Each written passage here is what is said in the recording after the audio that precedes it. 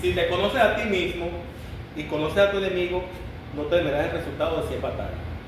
Esta es una de las grandes frases del célebre autor Sun Tzu en su libro El arte de la guerra, que será la obra literaria que vamos a analizar, el equipo número 5, que está integrado por la ingeniera Betsy Toro, la ingeniera Mariela Hernández, el licenciado José Ortega, el ingeniero José Roa y mi persona, Wilmer Márquez.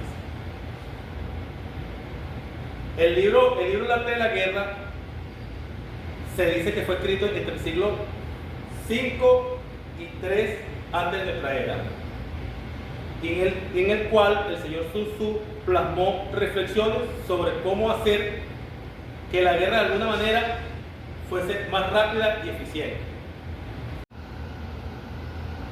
El capítulo 1 de este libro se le llama o se le denominó estimaciones. ¿Por qué estimaciones? Bueno, porque en este capítulo resume todo lo que es la parte de conocerse tanto a ti como a tu enemigo y buscar las maneras de hacer esas comparaciones entre uno y otro para ver quién tiene la ventaja del resto. Sun Tzu valoraba el aspecto de la guerra en 5 aspectos básicos, que son la influencia moral, el tiempo, el terreno, el mando y la doctrina. El orden que lleva esto, obviamente, tiene una importancia. Se estimaba que, bueno, que lo primero que debe tener el gobierno o los líderes es la influencia moral, que es lo que hace que los seguidores sigan sus propias ideas o sigan la idea del líder, e incluso pueden ir a una batalla hasta la muerte por él. Una vez que se inician las acciones militares, tanto el tiempo como el terreno son importantes. El terreno porque puede ser que cuando tú emprendas o inicies las acciones lo tengas que hacer en el terreno enemigo. Debes conocerlo, debes saber qué distancia vas a recorrer, al igual que el tiempo es determinante, el tipo de clima donde vas a hacerlo. Si es de día, si es de noche, e incluso las condiciones climáticas donde se está haciendo.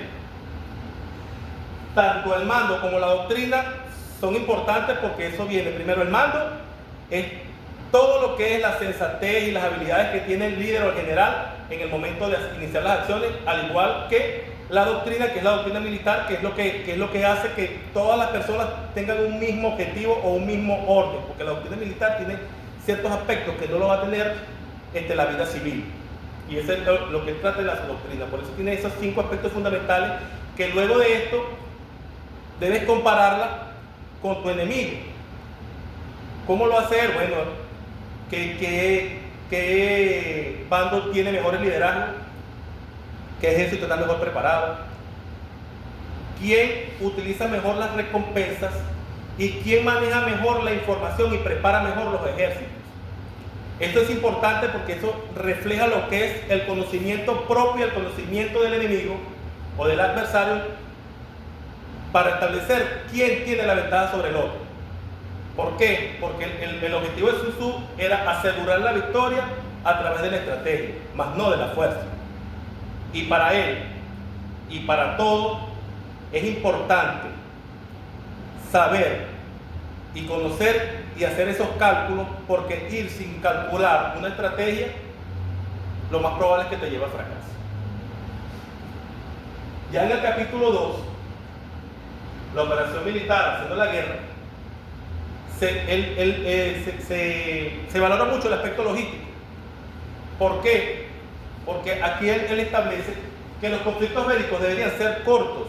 Conflictos bélicos muy largos requieren mucha inversión de dinero, tiene un costo, y ese costo siempre lo termina pagando la población y el pueblo. Para el Estado, iniciar una acción bélica o iniciar una estrategia ofensiva requiere de mucha inversión. ¿Cómo puedes aprovechar y utilizar los recursos, o cómo puedes mejorar tus recursos o tus gastos? Bueno, utilizando los recursos del enemigo, tanto la tropa como los recursos de la comida, la alimentación que hay para evitar que tú vuelvas a tu casa y utilices ese tipo de gastos. Obviamente también se valoraba también lo que es el aspecto económico, porque cuando tú movilizas población o movilizas un ejército, en este caso, hacia otro estado, eso va a influir en esa economía porque obviamente al haber más gente, eso encarece los productos y hace también que eso impacte un poco. Eso básicamente es lo que él valora cuando él hace lo que es la operación militar. Ya en el capítulo número 3, en la estrategia ofensiva, para él la mejor ofensiva era lograr tomar el estado enemigo sin la violencia. ¿Cómo lo hacía él? Bueno, una de las cosas que se valoraba mucho era cortar alianzas, utilizar espías, buscar la manera de cortar los suministros y minar la fuerza y minar la conciencia y el espíritu del contrincante. ¿Para qué? Para que de esta manera él obtuviera la rendición sin necesidad de tener que atacar y destruir ese estado, o destruir en este caso el adversario. Volvemos a lo mismo, eso se relaciona con el capítulo anterior porque aprovecha esos recursos y los utiliza para sí mismo. Se puede decir que para esto el líder tenía que tener una visión de poder ver y poder planear estrategias antes de que los problemas se les presentaran. Un estratega debe ser visionario, debe poder ver los problemas antes de que ocurran, anticiparse, que eso es muy importante para poder lograr la victoria con el menor uso de recursos posibles. ¿Por qué? Porque para él las victorias rápidas y eficientes eran muy importantes. Y para eso también se requería que tanto los gobiernos como el mando militar estuvieran de la mano para evitar que eso ocurriera. En pocas palabras, el autor valoraba victorias rápidas, el menor uso de recursos posible, el bienestar de la población y la concordancia entre la población o los seguidores, el gobierno y los estrategas para poder lograr ese tipo de victorias. Muchas gracias. Para continuar con la exposición, vamos a hablar del capítulo 4. Este nos habla de la planificación estratégica, de tal manera que nos dice que hay que conocer las debilidades y fortalezas del enemigo. Nos da un claro mensaje de que la victoria se consigue no solamente a través de la fuerza, sino también de la capacidad de lograr la táctica. Mediciones, saber cuándo atacar, cuándo, en qué momento, disposición del terreno, si es plano, si es desigual, la disposición del enemigo. Nos habla que para lograr la victoria hay que hacerlo a través de la planificación, no solo con el ataque y con una buena defensa. Hay que conocer las disposiciones del enemigo para contrarrestar cualquier amenaza que se presente.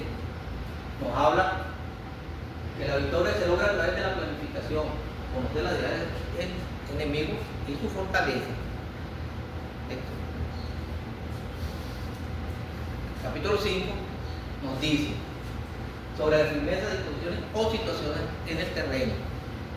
La energía no es solo fuerza, sino capacidad de organizar, combinar y aprovechar los recursos de manera eficiente. El manejo de muchos es igual al manejo de pocos. Es una cuestión de organización. Cuando nos habla de esto, se refiere que un ejército que sea mayor o en menor escala, cuando hay una buena organización, planificación y una buena comunicación, tiene el más del 90% de probabilidades que ese ejército tenga la batalla ganada.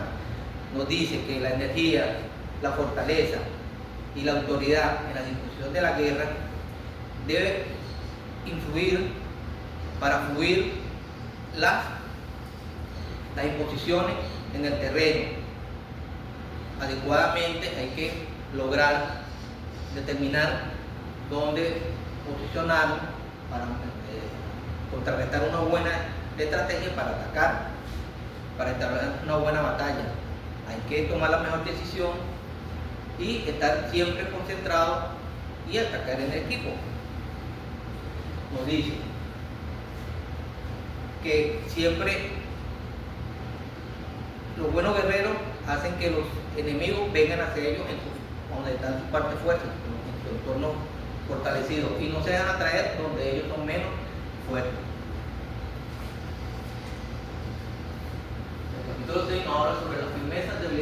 fortalezas del enemigo. Lo bueno guerreros hace que los adversarios vengan a ellos y no se dejan atraer. Llegar primero y adaptarse al terreno, conocer el campo y preparar la estrategia para el combate.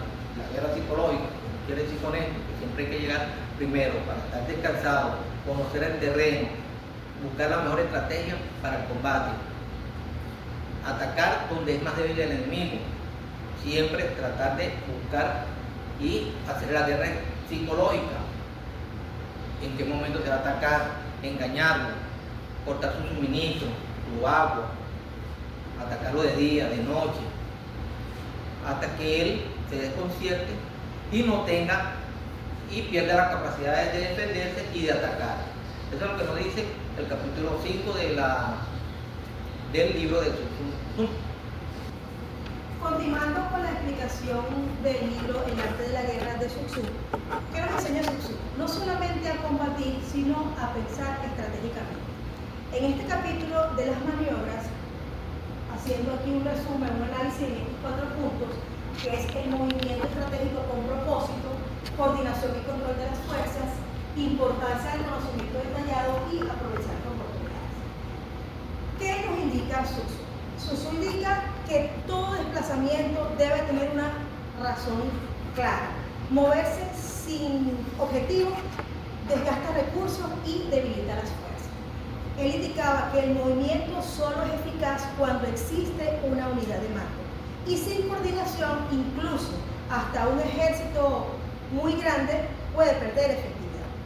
Entonces, con coordinación, con disciplina, con comunicación y control, era el que le iba a permitir poder tener esa coordinación.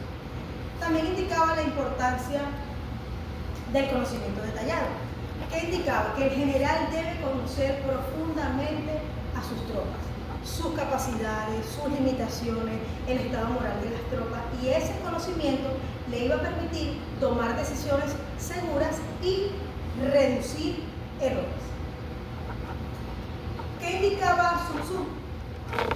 Que toda victoria, o la victoria, no iba a depender de la fuerza aplicada, sino de la inteligencia aplicada en el movimiento estratégico. Entonces, continuando con el capítulo de las 9 variables, resumido también en estos 3 puntos que tenemos acá: factores estratégicos cambiantes, evaluar antes de decidir y adaptación de la situación. ¿Qué nos dice aquí en este capítulo Sun Tzu? Que la estrategia no puede ser rígida y que el éxito iba a depender de evaluar las variables cambiantes y adaptar esas decisiones a cada situación. Las condiciones nunca permanecen iguales. El terreno, el enemigo, el clima, el estado de las tropas cambian constantemente, por ello ninguna estrategia podría ser de forma fija. Y también nos decía de evaluar antes de decidir, que decía acá Sun Tzu, que sin un análisis, que avanzar sin analizar conduce al fracaso. El general debe evaluar los riesgos, los beneficios y las consecuencias antes de avanzar, para saber cuándo combatir, cuándo rendirse, o como dije, cuándo avanzar. Entonces, ¿qué nos indicaba Sun Tzu? De que eso no es solamente de que adaptarse no significaba improvisar, sino ajustar nuevamente la estrategia. Y en el siguiente capítulo de las marchas, también en estos 4 puntos que tenemos acá: la observación del entorno, análisis previo al avance, interpretación de señales y anticipar riesgos, vemos que él se enfocaba básicamente en la observación, indicando de que avanzar sin observar era un error grave.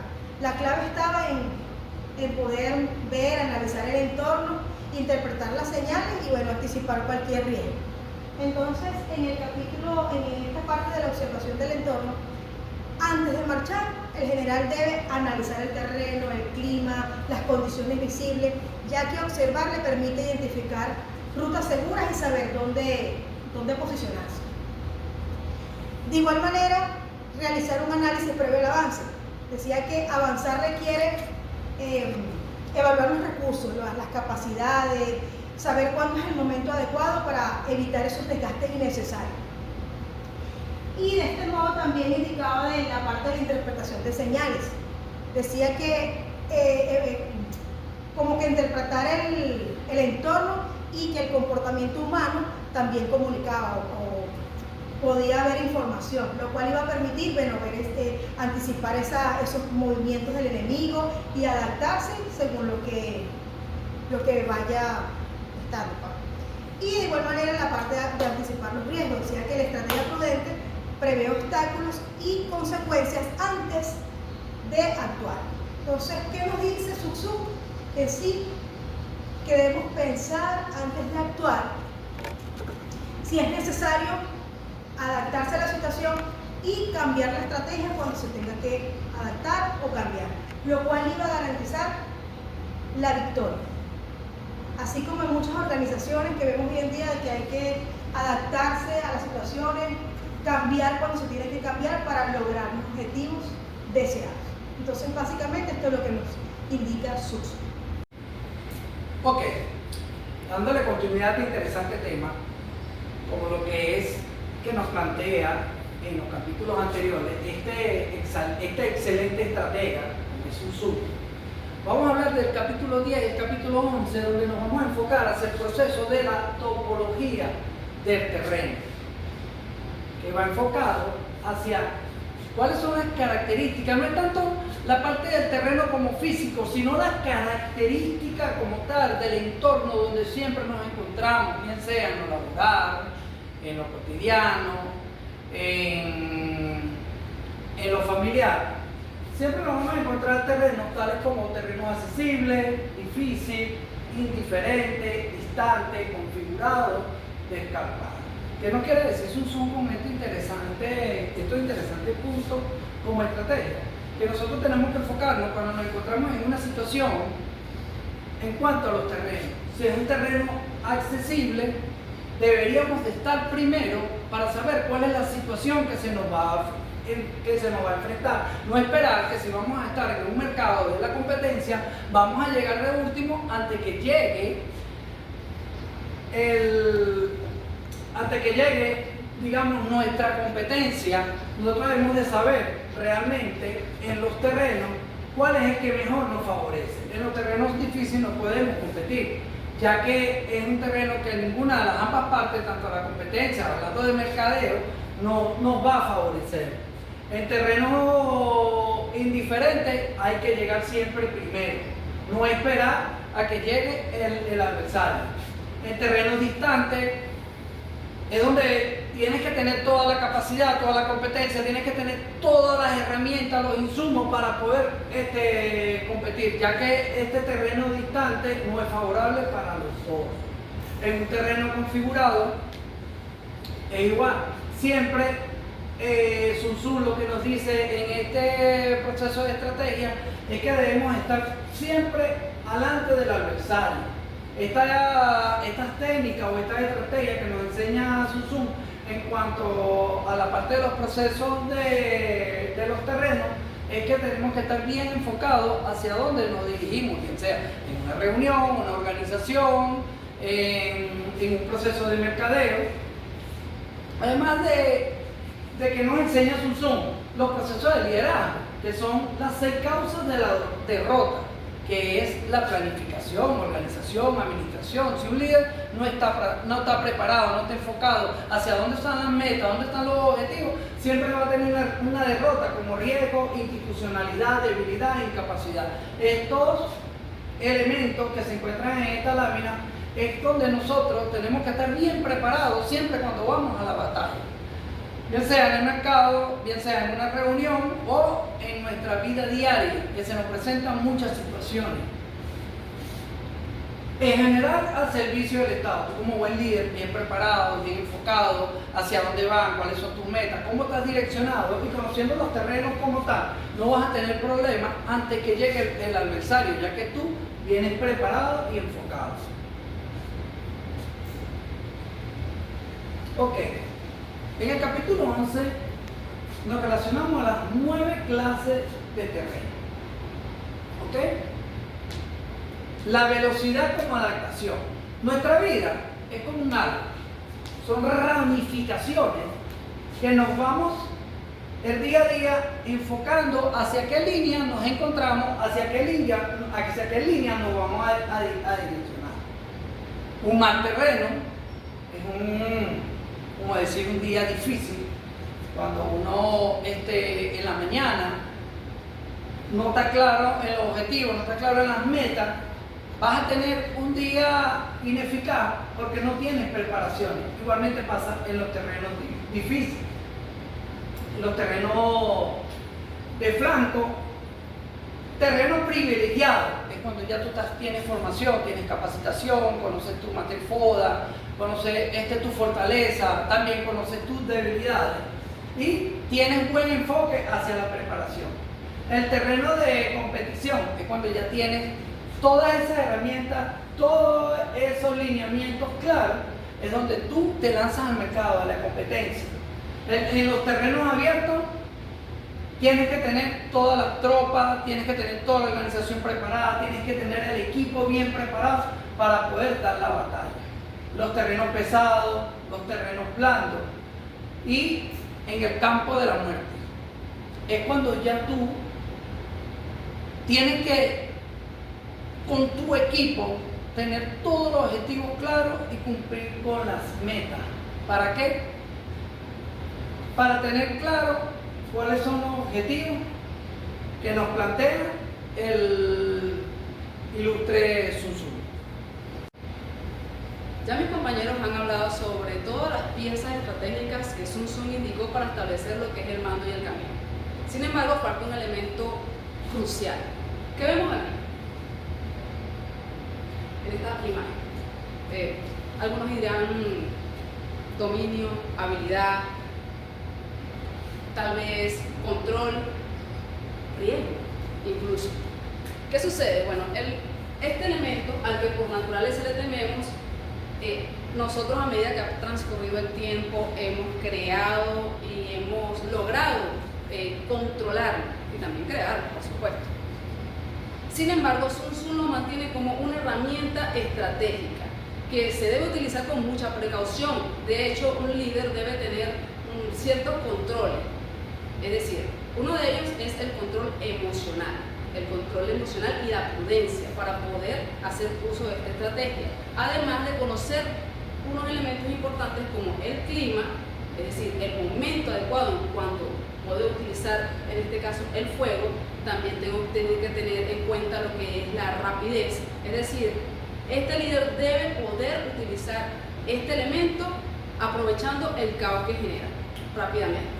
Además de eso, indica que tiene que contar con los recursos para poder aplicar este ataque por fuego.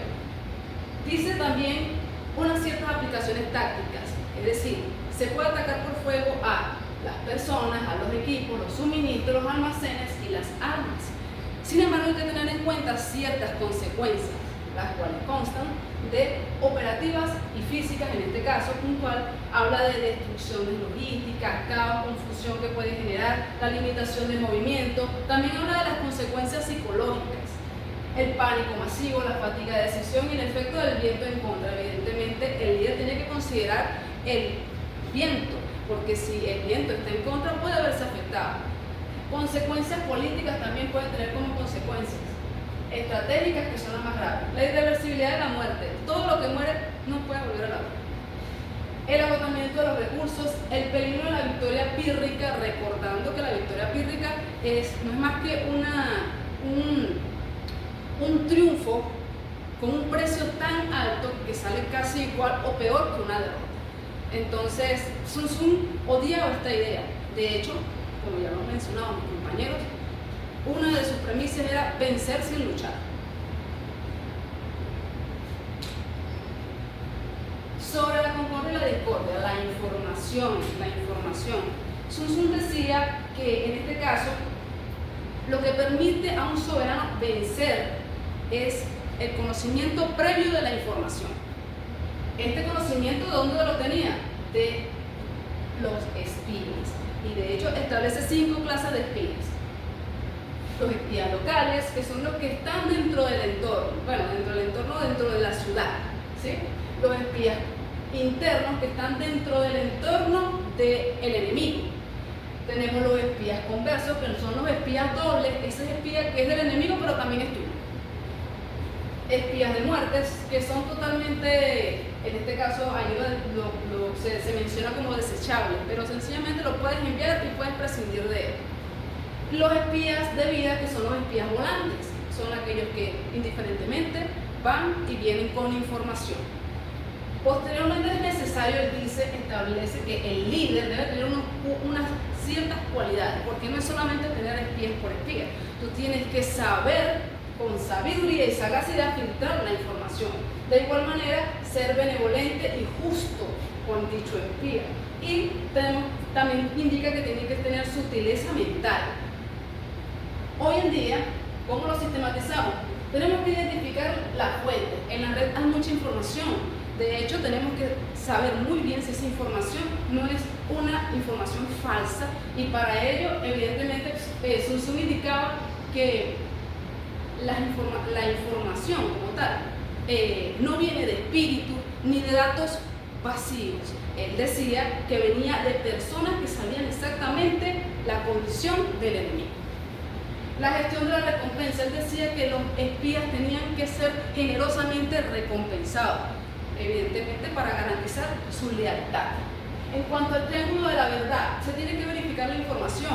De hecho, una de las, vamos a decir así, en este triángulo de la información, él consideraba que los espías que se tienen que utilizar toda esta clase de espías, pero él decía que si de estos espías 3 coincidían con la información, se decía que tenías una verdad operativa.